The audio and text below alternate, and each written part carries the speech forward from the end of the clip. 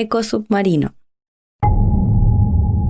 un podcast de la Escuela Comunitaria Ambiental de la Costa. Tercera parada: desastres socionaturales.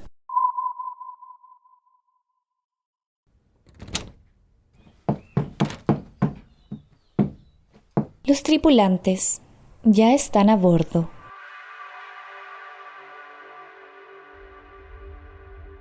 Sofía, Cristian, Mónica, María Esther, Fabián y Miguel nos cuentan algunas de las problemáticas que se viven en Cartagena, pasando de la basura cotidiana de las playas a escapar de una jauría entre las quebradas, como también las afectaciones que se dan en el verano, como son los incendios forestales o la gran amenaza de la posible instalación del megapuerto en San Antonio.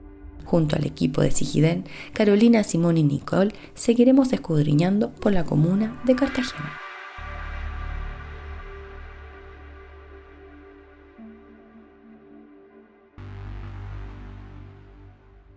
Uno de los problemas más visibles es el tema de la basura, tanto residencial como la que se encuentra en las playas. Fue en enero del 2021 que la Universidad Católica del Norte, junto al grupo Científicos de la Basura, dieron cuenta que las playas más urbanizadas tienen más basura y que el tipo de basura que más se encuentra en Chile son plásticos, vidrios y colillas de cigarro. Desde siempre hemos sido poco cuidadosos con la basura. Poco cuidadosos con la basura a nivel general, y en Cartagena se nota más. Antes, mis recuerdos es, como de cabra chica era igual, andar recogiendo los envoltorios de dulces Ambrosoni en la calle que se acumulaban por el viento, que siempre hay viento aquí. Entonces, no es que no haya sido sucio antes, era igual, era menos gente. Y llegamos, no sé, a un roquerío y encontramos que un montón de lata, un montón de botellas y de colillas tirados, nos ponemos a limpiar. Entonces igual eso es como un indicador de que algo está mal. Quizás no son los habitantes los que van a ensuciar, pero también son parte de, no son solo turistas. Entonces falta mucha educación ambiental. Una de las pérdidas de Cartagena ha sido la pesca como actividad económica y cultural de carácter tradicional que se realizaba artesanalmente por sus pobladores y visitantes. Sus causas son diversas: la pesca industrial, la regulación institucional o la instalación de otros proyectos que afectan el área pesquera. Por el lado de los mariscos, su sobreexplotación con fines comerciales también tuvo efectos negativos. Decayó con bastante fuerza una vez que instalaron el emisario de aguas servidas acá en Playa Grande, que eso me parece que fue como el año 99. Decayó la pesca de orilla, digamos. Tengo relatos de pescadores amigos también. Y el marisqueo con el tema de la sobreexplotación, ¿no? Pero desde esos años se viene viendo una decadencia pero profunda. Acá, por ejemplo, ya no pescan nada en la playa, pues salen a pescar y yo los veía, los pescadores, no vi a nadie sacar nada. O sea, acá era muy común que acá nos aburríamos de comer locos o machas. Por ejemplo, esta era conocida antiguamente como la playa de las machas, y las machas se extinguió sencillamente por la sobreexplotación. Se la sacaban acá a camionadas de machas. Entonces no había ningún tipo de control ni manejo de esa pesquería. La sobreexplotaron y desaparecieron porque la macha comparte el hábitat, tiene el mismo hábitat que la pulga de mar, ¿ya? Entonces cuando desapareció la macha, la pulga tiene una gran capacidad reproductiva también. Entonces la pulga ocupó todo. Entonces la macha no tiene ya la oportunidad de reproducirse en grandes cantidades porque la pulga ocupa todo ese hábitat. Y cada vez que aparece la sacan también. En nuestro recorrido ya hemos conocido la compleja y variada geografía de Cartagena, la que nos permite encontrar quebradas como el Tranque, los Morros o la Rudilla, lugares en donde viven especies como la culebra de cola larga, la que puede llegar a medir 2 metros de largo, pero que por desconocimiento se le cree peligrosa y se le mata. Otras especies de aves, plantas o insectos también se ven amenazados en las quebradas por la presencia humana sin cuidado y otros animalitos que no son aptos para estos territorios. Y hay un plan de manejo de quebradas municipal que lamentablemente no es todo lo enérgico y eficiente y efectivo que debería ser, pero por lo menos hay una buena intención y se ha hecho ya algo de recuperar algunos espacios de las quebradas, ponerlos en valor con senderos, limpiando, se han hecho limpiezas importantes. Yo he participado personalmente desde hace ya 20 años en limpiezas gigantescas que se han hecho principalmente en la Quebrada del Tranque, que son verdaderos parques urbanos. Tenemos el privilegio de tener estos parques urbanos dentro de la trama de la ciudad, y efectivamente hay que ponerlos en valor. Ese programa de manejo de quebradas tiene que ser más efectivo. Nosotros, la última vez que fuimos a la Quebrada del Tranque, nos acosó una jauría de perros. Terrible el tema de los perros, tanto en la ciudad como en las quebradas. La sequía de los últimos años, el aumento de la temperatura y el avance de las plantaciones forestales generan un ambiente idóneo para la propagación de incendios forestales. Uno de los cimientos más grandes arrasó con 177 hectáreas de terreno en el sector rural de Los Zárate el año 2017. Lamentablemente, este es un fenómeno que se vive cada año. Claro, bueno, un incendio forestal, yo no sé científicamente cómo afecta o no un terreno, pero me imagino que no queda en las condiciones que estaba antes. Sí, es contraproducente para la siembra, ¿cierto? Acá, a pesar de que antiguamente teníamos mucha siembra, todos los terrenos, desde la duna hacia el interior eran sembradíos, y hoy día ya no, y con los incendios forestales menos. Me imagino yo que la gente no retoma nomás. ¿Y hace cuánto que hay plantaciones forestales acá? Los bosques, el pino y el eucalipto, que son como yo los veo, hará unos 30 años ya. ¿Son grandes? En un principio, ahora como que ha disminuido, pero yo creo que es por lo mismo, porque como ellos van talando y luego van haciendo el proceso de... No. ¿En qué parte están esas plantaciones acá? Para el interior, por ejemplo, Sí, sí, para la zona rural, para allá hacia las Pataguas que llaman, no sé si han oído hablar ustedes. Ya, sí. El avance de los asentamientos humanos y proyectos inmobiliarios ha afectado a humedales y zonas dunares del litoral central, las que por la construcción y extracción de material ha modificado o destruido el entorno natural e histórico de estos espacios. En esas dunas habían restos de arcoleós, nunca han respetado eso, las han violentado porque sacaban arena para vender antiguamente, las fueron cambiando su fisonomía de esas dunas, y ahora ya están casi todas pobladas. Y yo me acuerdo que yo era chica, con mis primos íbamos con unos carritos que hacíamos con madera y vela y nos tirábamos, era una duna inmensa. El campo dunar que había en la bahía de Cartagena era gigantesco, uno de los más grandes que hay en la zona central, y hoy en día prácticamente no se reconocen dunas porque están todas pavimentadas y están convertidas en áreas residenciales. Así también en esas áreas se han ido urbanizando las quebradas, que son las que alimentan de arena las playas. Entonces, eso explica que hoy en día tengamos muy pocos campos dunares protegidos, humedales urbanos están hoy en día regulados, pero quedan los humedales rurales. De alguna manera se ha ido imponiendo un modelo de crecimiento en Chile que se llama crecimiento urbano disperso, y que va tomando áreas de alto valor natural, por ejemplo áreas rurales, y las va incorporando al área metropolitana en este caso. Cuando estos lugares naturales se pierden, dañan la posibilidad de enfrentar de mejor manera un desastre natural, como también menoscaba la identidad de una comunidad.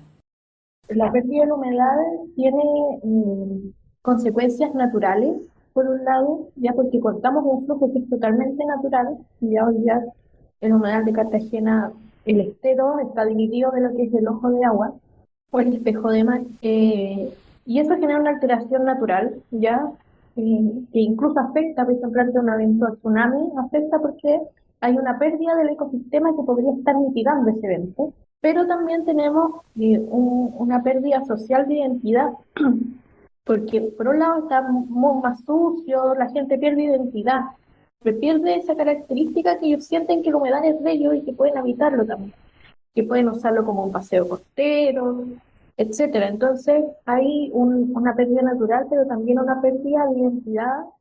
Es decir, los ecosistemas costeros no solamente proveen de recursos básicos para la sobrevivencia humana, por ejemplo, alimento, agua y otros aspectos, sino que también regulan el clima, abastecen de agua, por ejemplo, en situaciones de desastre, producen también restauración emocional cuando hay situaciones de desastre.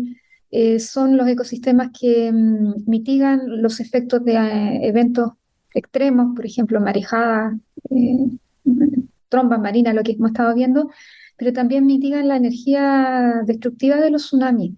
Por lo tanto, perderlos en síntesis repercute directamente en la vulnerabilidad que tienen las comunidades frente a amenazas naturales que para nosotros son recurrentes porque no nos corresponde por localización geográfica. Todo habitante de la costa chilena, por experiencia, por relato, sabe que en su vida podría enfrentar un tsunami.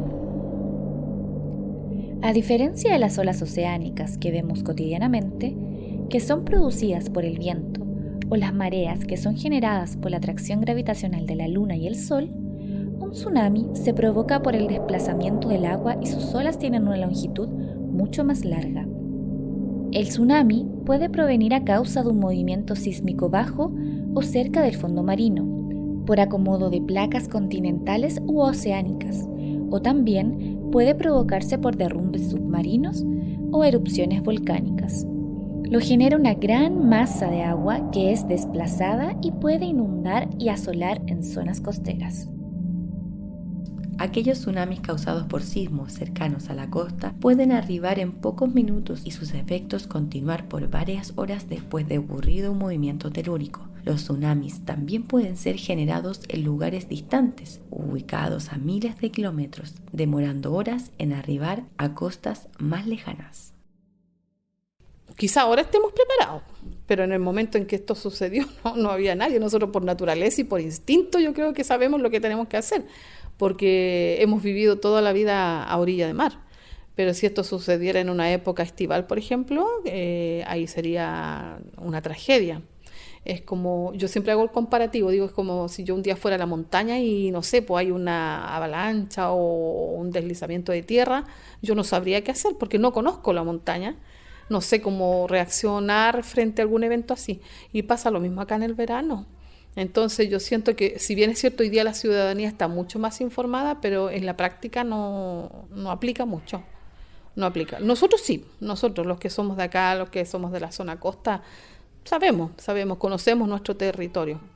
Y si bien es cierto, en el 2010, que fue el gran terremoto, o uno de los grandes que ha habido en Chile, el tsunami no afectó tan ni en extensión ni en condición a nuestra comuna. La subida de mar a causa del calentamiento global ha provocado la disminución en el 80% de las playas chilenas, lo que se conoce como erosión. Según consta el Ministerio de Medio Ambiente, esto se traduce en la pérdida de arena en la zona costera, disminución que también está asociada a la falta de la llegada del río al mar, lo que se produce por una o varias alteraciones en el ciclo del agua. Es un fenómeno generalizado en la costa chilena. Muchas playas están en esa situación y Cartagena no fue la excepción. Como Cartagena depende de los aportes sedimentarios del río Maipo, que el río Maipo prácticamente ya no llega al mar, entonces no llega arena. Entonces eso y además los 15 años de sequía que hemos tenido, todo eso influye en la pérdida de arena de las playas de nuestra zona al menos. Entonces, el problema de gestión de los recursos hídricos, que va de la mano con la gestión integrada de las cuencas hidrográficas, hoy en día está repercutiendo también en una degradación de la costa. Entonces, al alterar los glaciares en las zonas altas de las cuencas, las actividades de agricultura intensiva, la explotación también irracional de los acuíferos, está haciendo ahora que al océano estén llegando contaminantes de diferente tipo. Hay una alteración también de los caudales, no solamente por variabilidad climática, sino también por este problema de gestión del agua. Una de las grandes amenazas que ven los habitantes de Cartagena es la posible instalación del megapuerto en San Antonio, la que se construiría a una distancia de aproximadamente 9 kilómetros, 2 terminales portuarios, uno en tierra y otro en mar. Sin embargo, el Servicio de Evaluación Ambiental de Valparaíso entregó un informe con más de 500 observaciones a las que se sumaron otras 3.000 realizadas por la ciudadanía y comunidades aledañas, lo que mantiene frenado este megaproyecto. El megapuerto tendría un efecto devastador sobre las comunidades bentónicas. Las comunidades bentónicas son las que viven asociadas al fondo del mar, porque estarían más de un año excavando sedimentos en el fondo del mar, y por la dinámica de las corrientes marinas, todo ese sedimento vendría a acaparar tanto a Playa Grande principalmente, incluso hasta Las Cruces. Entonces todo eso que sepultaría, digamos, todos esos ecosistemas bentónicos. Entonces eliminaría un montón de diversidad enorme. Esa es una amenaza potencial, pero se ha visto, como digamos, despejada un poco por tanta dejamos tapado en observaciones al megapuerto. Incluso yo me hice presente ahí en eso. Tienen muchas observaciones que no pudieron subsanar, y esta me parece que está detenido. Además, todo el sedimento de la construcción de ese molo va a llegar a Cartagena por las corrientes. Entonces hay un problema bastante grave. Y el otro problema es que ya está ocurriendo, ¿no es cierto?, de que empieza mucho movimiento de camiones de gran tonelaje a pasar por aquí, patúamente. Conocer nuestro territorio y sus amenazas nos permitirían adelantarnos a los efectos adversos que puede traer una modificación humana o natural. Para entender el desastre hay que clasificar las amenazas, que ahí hay distintas clasificaciones. Están, por ejemplo, las amenazas naturales, que son los tsunamis, los sismos, las marejadas. Por otro lado, también están las amenazas humanas, como por ejemplo el narcotráfico, la delincuencia, la drogadicción. También tenemos amenazas biológicas, como por ejemplo el COVID-19, la pandemia. También, por ejemplo, algas que puedan infectar un humedal. Hay distintos tipos de amenazas que en el fondo también derivan en distintos tipos de desastres. Nosotros decimos que los desastres no son naturales, sino que son socionaturales. ¿Por qué? Porque, por ejemplo, si ocurre un tsunami en un lugar desértico o donde, por ejemplo, no hay personas, no hay autos, no hay infraestructura, ocurre el tsunami, ahí no va a ocurrir un desastre como tal, desde esta perspectiva del ser humano. Distinto es, por ejemplo, si ocurre un tsunami en un lugar que tiene muchas personas, muchas casas, mucha infraestructura, y ahí ocurre un tsunami, en ese caso sí puede haber un desastre. Por eso nosotros decimos que finalmente es la exposición de las personas y la vulnerabilidad de estas mismas lo que convierte los tsunamis o los terremotos o las erupciones volcánicas en desastres. Y cómo, por ejemplo, aspectos como la educación pueden ayudar a prevenir desastres socionaturales, que es como el ámbito de trabajo de SIGIDEN.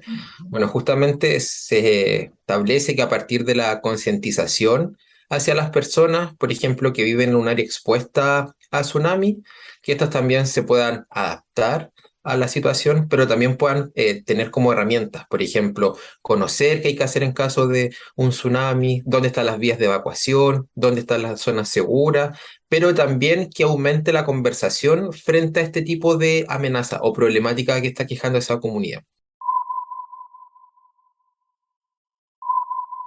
Tercera parada finalizada.